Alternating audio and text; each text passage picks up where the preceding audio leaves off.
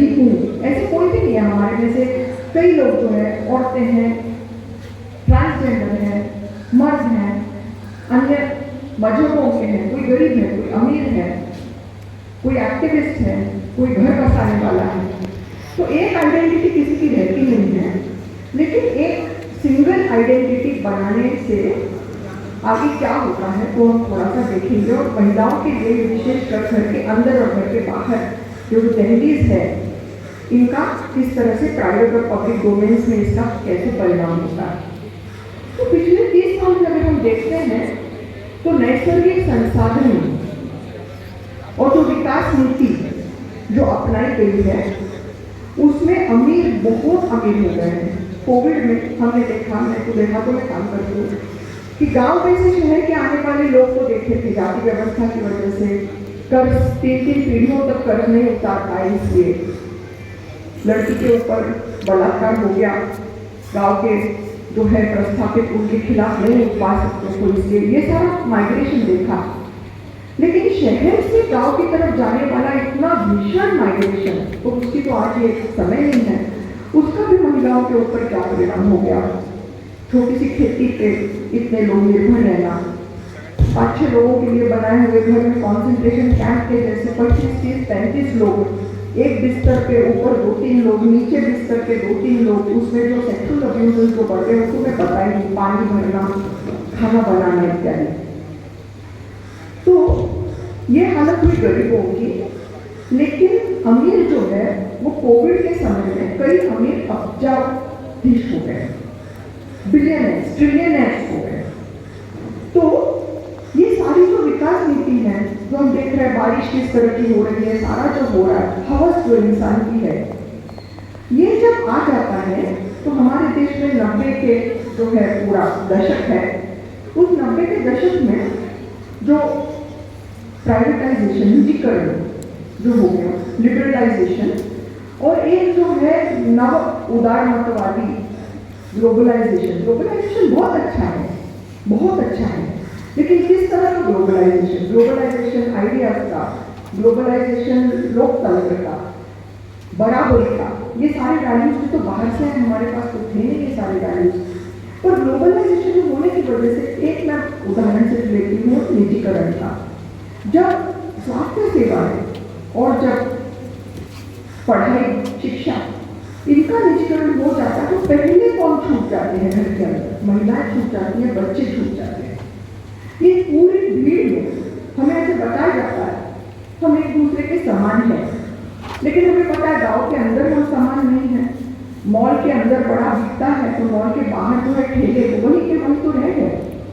तो कांच के पीछे से ही सही हम जो पूरे ब्रांड्स देख पा रहे हैं, उसमें से लगता है कि मेरा देश तो कहीं के कहीं पहुंच गया। और फिर वो सारे कपड़े, वो सारा जो है पहनना, लाखों रुपए पढ़ाई के लिए डालना। मेरी पीढ़ी के लोगों को मालूम है 5 रुपया महीने की फीस में हम भरे हुए, साल भर के 100 रुपये में कॉलेज की फीस हमने भरी हुई है। तो ऐसे लगता है कुछ तो मेरा छूट गया। क्या छूट गया? मेरी संस्कृति छूट गई। तो संस्कृति के वाहक कौन है? तो महिला है संस्कृति की वाहक। धर्म, संस्कृति, इसके जो चालक है ये तो मर्द है, लेकिन वाहक जो है ये औरत है। और फिर क्या होता है, जिन बातों की आलोचना हम करते हैं, फक्त चूल्हा नहीं बोलना को, घर के बाहर भी कुछ होना चाहिए, उसी का उदात्तीकरण होने लगता है। क्यों? क्योंकि नौकरियां गई, पढ़ाई नहीं है। अब नौकरियां नहीं है तो क्या होगा? मर्द ऊपर से नीचे फेंके जाएंगे, वहां से औरतें और नीचे फेंकी जाएंगी, बेरोजगारी बढ़ेगी। तो बेरोजगारी बढ़ेगी तो फिर महिलाएं घर के अंदर कितने सुंदर हो, गृहस्थी बनाना कितना अच्छा है। ये महिलाओं के लिए जो हमारे पास आलोचनात्मक जो होता है, वो सारे जो धर्मांध या कल्चरल जो सारे ग्रुप्स हैं जिसके ऊपर वो अपना राष्ट्रीयत्व तैयार कर रहे हैं, उनका जो है भाष्य महिलाओं को भी आकर्षक लगने लगता है। और उसमें क्या हो जाता है कि मैंने घर के अंदर ये किया, मेंस्ट्रुएशन के टाइम पे मैं क्यों नहीं मंदिर में जाती हूँ, क्योंकि कुछ इक्विलिब्रियम बिगड़ता है और पता नहीं क्या वाइब्स आते हैं, कौन कौन से मतलब ये सारे 4 लोग इनके जो फोटो हम देख रहे हैं, शर्म आनी चाहिए कि अपने देश में ऐसी बातें भी हो जाती है। कहने का मतलब मेरे पहले मुद्दे का ये कि उदारमतवादी, जागतिकीकरण, खासगीकरण और विकास का जो हमने मॉडल आज चुना हुआ है, उसी सिक्के की दूसरी जो है मोहर की जो चेहरा है वो मूल तत्ववाद है, फंडामेंटलिज्म और न्यूलिबरल ग्लोबलाइजेशन, ये एक ही सिक्के के दो हैं। अब इसमें हमें क्या सिखाया जाता है? हम और वो। बलात्कार करने वाला हमारा था या उनका था? जिसके ऊपर बलात्कार हो गया वो उनकी थी कि हमारी थी? छोटी सी बात है भाइयों बहनों, बलात्कार करने वाला कभी भी अपना नहीं हो सकता है और जिसके ऊपर बलात्कार हुआ है वो कभी पराई नहीं हो सकती। और फिर भाषा किस तरह की हो जाती है? बलात्कार करने वालों को हम तो है वो देहदंड की सजा देंगे। पहले तो देहदंड ही मानवीय अधिकारों के खिलाफ है, पर देहदंड मतलब क्या कि तुम्हारे ऊपर बलात्कार हो गया मतलब तुम मर गए। अब सोचिए कि अगर कोई बलात्कार और मृत्यु जो हिंसा मतलब जिसको हम कत्ल कहते हैं, इनके लिए अगर एक ही सजा होगी तो बलात्कारी औरत को जिंदा क्यों रखेगा? ये बात अलग है। और जो कह रहे हैं कि बलात्कार के लिए देहदंड होना चाहिए, वो बिल्किस बानो का सिर्फ उनके ऊपर बलात्कार नहीं हुआ था भाइयों बहनों, वो सिर्फ अकेली बची थी, उनके परिवार के 6 औरतों के ऊपर बलात्कार होकर उनकी हत्या की गई थी और बिल्किस बानो के 3 साल के बच्चे को उठा के पत्थर पे पटक के मार डाला था। ये हमारे अमृत महोत्सव इंडिपेंडेंस डे पे उनको छोड़ा जाता है, उसके बाद बाहर आके जो है उनकी आरती उतारी जाती है, पेड़ी बांटी जाती है।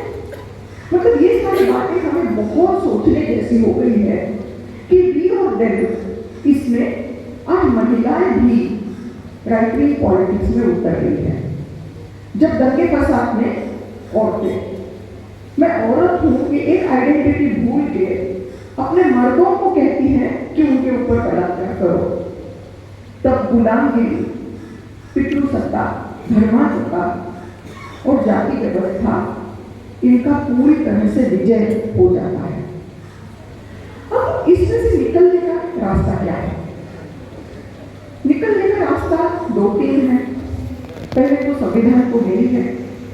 अब संविधान के खिलाफ कौन कौन सी शक्तियां हैं?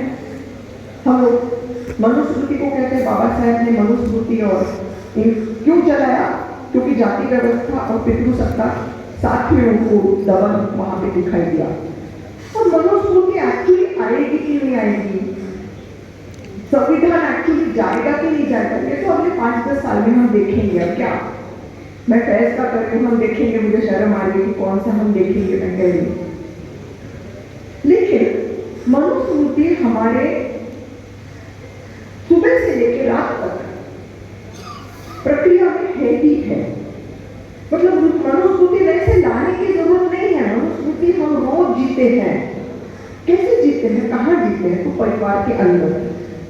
परिवार, मुझे लगता है कि परिवार एज यूनिट हमको उसको जो है वो माइक्रोस्कोप के नीचे डालना ही पड़ेगा। मैं क्यों आपको बताती हूँ? क्योंकि सांस्कृतिक राष्ट्रवाद या धार्मिक राष्ट्रवाद, जिसको हम फाशीवाद कहते हैं, फैशिज्म कहते हैं, कल्चरल नेशनलिज्म, रिलीजियस नेशनलिज्म जिसको हम कहते हैं, तो इसके क्या है मानक? इसके मानक ये है कि लोकतंत्र के ऊपर का विश्वास पूरी तरह से उड़ जाना, कोई आएगा और हमें मुक्त करेगा, लोकशाही को ठोकशाही पाइजे, ये जो आता है, एक कोई आएगा सर्वे सर्वा और वो हमें आगे ले जाएगा। और क्योंकि वो देश का हित पूरा जानता है तो उसके खिलाफ, उसकी सरकार के खिलाफ कोई भी आवाज उठाना ये देशद्रोही है, ये गलत बात है। उनके ऊपर यूएपीए लगाइए, उनको अर्बन नक्शल करिए, जो भी कहना है कर दीजिए, और इस तरह से अंदर डालिए कि सालों तक वो अंदर सड़ते रहे कि उनका डिले ट्रायल एक्सेस जो है वो पनिशमेंट हो जाता है। अब थोड़ा सा परिवार के अंदर आइए, क्या परिवार में लोकतंत्र है? कौन निर्णय लेता है? परिवार में एक पिता है जो तय करता है आपने कपड़े कौन से पहने, वो तय करता है आपने अपने बाल भी खुद काटने के लिए काटने, उसने तय करना है आप खाना क्या घर में खाएंगे, उसने तय करना है आप मोहब्बत किससे करेंगे, उसने तय करना है विवाह किससे करेंगे या विवाह नहीं करना है। इक्वल राइट्स की तो बात है ही। तो इसलिए इस परिवार में हमें बहुत बचपन से अस एंड देम सिखाया जाता है। हम उनके जैसे नहीं है, हमारी पहचान हम कौन है इस पे कम है और हम कौन नहीं है इसके ऊपर ज्यादा है। जाति व्यवस्था का पुनरुत्पादन रोज के लेवल पे परिवार में होता है, पितृसत्ता का तो होता ही होता है। तो ये सब सारा पुनरुत्पादन जब परिवार के अंदर होता है, and when family becomes the smallest unit of fascism, तो फिर बाहर आके हम सोचते 20वें 25वें साल में आके इंसान एकदम लोकतंत्रवादी हो जाएगा, एकदम समानतावादी हो जाएगा। तो मुझे ऐसा लगता है कि पहले तो परिवार को, और मैं स्त्रीवादी आंदोलन से आती हूँ तो इसलिए परिवार के बारे में मेरी आलोचना काफी तीव्र है। तो पहले तो परिवार को हमें लोकतांत्रिक बनाना पड़ेगा, तभी घर के बाहर होगा। किंतु टॉक्सिक मैस्कुलिनिटी है, भिखारी मर्दानगी जो है, बाहर अगर आपका आदमी जो है वो बलात्कार करेगा, वो कत्ल करेगा, तो क्या घर के अंदर आपको प्लीज सॉरी थैंक यू बोलेगा? और अगर आप घर के अंदर बचपन से पितृसत्ता में अगर एक हिंसक पुरुष की निर्मिति करते हैं तो बाहर जाके क्या करेगा? मतलब आपके मर्द मेरे ऊपर बलात्कार, मेरे मर्द आपके ऊपर बलात्कार, इतना ही नहीं, आपके मर्द आपके ऊपर और मेरे मर्द मेरे ऊपर भी बलात्कार करेंगे। तो ये जो टॉक्सिक मैस्कुलिनिटी है, ये मुझे लगता है महिलाओं के लिए सबसे ज्यादा खतरनाक है। पढ़ाई किसकी बंद होगी? परिवार सनातनी है, वो कहता है कि तुम हिजाब नहीं पहनोगी तब तक तुम गली के बाहर नहीं जा सकती। उनका तो हम मान सकते हैं, जस्टिफाई भी नहीं किया तो, लेकिन मेरे देश के अंदर जो धर्मनिरपेक्ष कॉलेज और शाला स्कूल है, उनके दरवाजे तक पहुंची हुई लड़की को हम कहते हैं कि तुमने हिजाब पहना तो अंदर नहीं आ सकती। कौन से मुल्क में हम लोग हैं? मुझे लगता है ये सारी बातें हमको सोचनी पड़ेगी। दूसरी बात यह है कि हर मजहब के मूल तत्ववाद को हमें साथ में जो है उसका विरोध करना पड़ेगा, क्योंकि बहुसंख्यक औरतों को सिर्फ उनके मजहब का की परेशानी होती है, और वो भी बहुत जल्दी नहीं होती। उनको लगता है मैं तो लाइन में सबसे आगे हूँ, बस आएगी तो बस में मुझे तो जगह मिलने वाली है, पहले बस भर के ही आती तो आप कहाँ से चढ़ेंगी? तो बहुसंख्यक औरतों को उनके अपने मूल तत्ववाद से अभी तक तो इतनी परेशानी शुरू नहीं हुई, आगे हमें देखना है बहुत। और अल्पसंख्यकों के मूल तत्ववाद को तो कोई प्रॉब्लम ही नहीं है, लेकिन जो अल्पसंख्यक औरतें हैं उनको दोनों मूल तत्ववादों का सामना करना पड़ता है। बहुसंख्यकों का मूल तत्ववाद, और फिर अंदर आने के बाद तुम्हें जिंदा रहना है या तुम्हें पढ़ना है। एक मानव अधिकार दूसरे मानव अधिकार के खिलाफ खड़ा किया जाता है। तुम्हें जिंदा रहना कि नहीं, तुम्हें सुरक्षित रहना कि नहीं। तो इसलिए सारे मूल तत्ववादों का इकट्ठा। तीसरी बात ये कि पितृसत्ता, जाति व्यवस्था, वर्ग व्यवस्था, ये पूरी विकास नीति हवस इंसान की, हम इतने हवस में आ गए हैं कि हमारे नाते पोतों को भी ये दुनिया रहे कि नहीं इसके बारे में हम सोच नहीं गए। और इंसान को खुद को अपने आप को नष्ट करना है तो करे, मुझे लगता है कि पृथ्वी के लिए अच्छा ही होगा। कोविड ने दिखाया कि इंसान को जो है वो जरूरी नहीं था, लेकिन हमें कोई अधिकार नहीं है वन्य पशु जो सारे हैं उनका जो है वो नाश उनका करना, सर्वनाश करना, नदियों को सारा जो है वो जहरीला करना, इसका हमें कोई अधिकार नहीं है। ये इंसान को जब समझ में आएगा तो पता चलेगा कि हम पृथ्वी के सबसे छोटे बच्चे हैं और आज अपनी माँ के ऊपर हम ही हावी हो गए हैं। इस घर के अलावा भाइयों बहनों हमारे लिए कोई दूसरा घर नहीं है इस पूरे विश्व में, और इसी घर के अंदर हम सबको रहना है। तो संविधान जो लोकतंत्र कहता है, लिमिटेशन है संविधान में।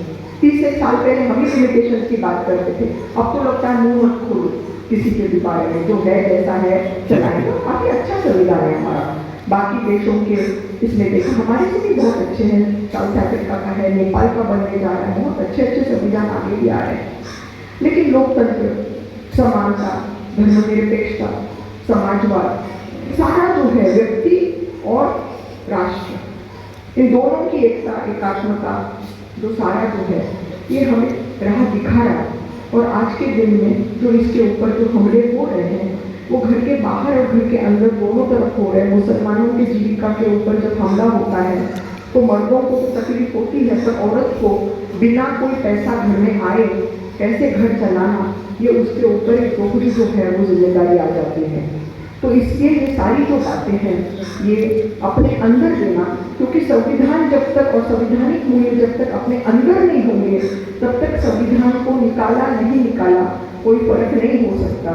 और अगर संविधान को रखना है तो पूरे मनुवादी संस्कृति को, हर मजहब के मूल तत्ववाद को और घर के अंदर और घर के बाहर की गैर बराबरी को, उनका जो है पूरा उच्चाटन करना, annihilation of all forms of operation, ये जब हम करेंगे तब हमें रास्ता दिखाई देगा। जय हिंद, जय संविधान।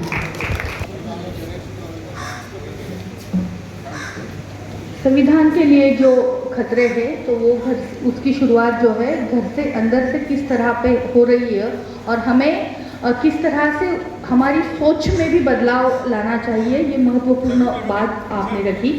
इसके बाद